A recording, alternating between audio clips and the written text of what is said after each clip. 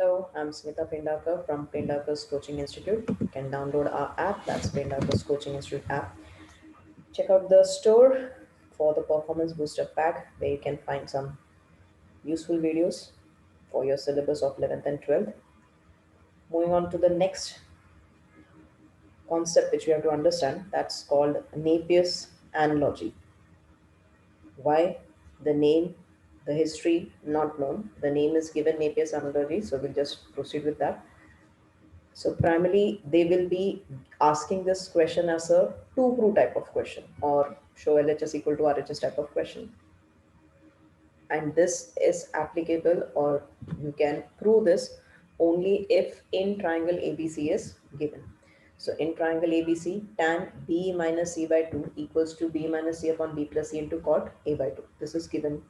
This is what we are supposed to prove. On the left hand side, we just have tan, one function. But on the right hand side, we have sides and we also have an angle in cot T ratio. So it will be better to start solving this particular question from the right hand side, not from the left hand side. So we'll try to simplify the right hand side and show it will reduce into the left hand side. So that will be the approach. So here we observe on the right hand side, we have the sides BC in the numerator as well as the denominator, just the signs are different. Cot A by 2 is there. Cot formula we don't have. We have the formula for sine, cos and tan. So cot, we can write it in terms of cos by sine and the ratio of cos and sine. So we can have the formula which we can use it. Now these sides B and C which is there are different ways in which we can approach this. Primarily, two formulae come to the mind. First is we can either use projection rule or we can use sine rule. That's one possibility. Second, semi-perimeter which is there, which is a plus b plus c equals to 2s. So b plus c has come over here. So we can write this as 2s minus of a. But this numerator b minus c, we cannot then change in terms of the semi-perimeter. Then we'll have to introduce some additional letters. So we can rule out that semi-perimeter part over here. We can consider the projection rule or we can consider the sine rule. Now projection rule if we try to apply, so the projection rule is if it is B, it can be written equal to C cos A plus A times cos C. So this small letter b will change into two terms. This C will also change into two terms. So in fact, what will happen is instead of simplifying, we're going to get more terms. So then working with more terms means more steps will be required. So now we can rule out the projection rule. So then what we're left with is sine rule, which is a simpler one. So here they have mentioned in terms of r, that is the circumradius. It's not necessary you should write it in terms of r, you can write it in terms of constant k also. So this arrangement is also accepted. So sine rule is nothing but ratio of side upon sine of that corresponding angle. So a side a upon sine of angle a equals to b upon sine b equals to c upon sine c equals to k. Now depending upon the requirement, we can equate these two, or I can equate a sine a to k as per the convenience. So here what is done is this b by sine b, if it is equated to k, side b can be written as k times sine b. Same way side c can be written as k times sine c. So that will be easier. We'll get some uniformity. So this numerator bc and denominator bc can be replaced by k sine b minus k sine c. Similarly in the denominator k sine b plus k sine c. We can take out k common and cancel it off. So we'll be left with just two terms to deal with further. So sine b minus sine c upon sine b plus sine c. So that will be easier to simplify further. So that is how you're supposed to decide by eliminating the other possibilities with which formula we can proceed further.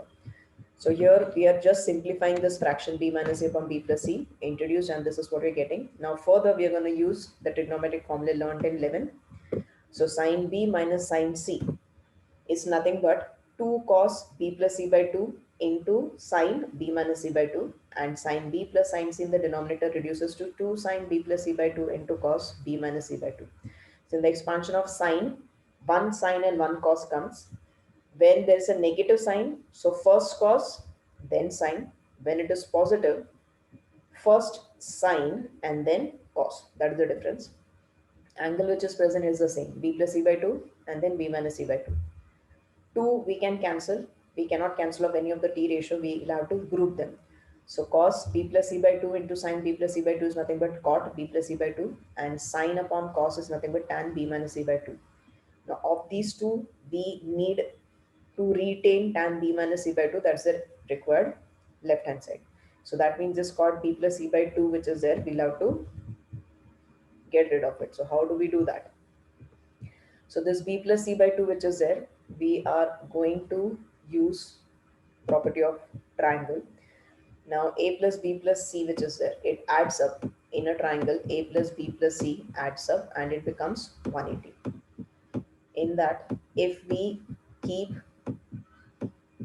b plus c on one side and shift a onto the other side, so it will become b plus c equals to 180 minus a, and if we divide throughout by 2, it will become b plus c by 2 upon is equal to pi by 2 minus a by 2. This is what we'll be getting. Now once we get this, what we can do is we can take cot on both the side.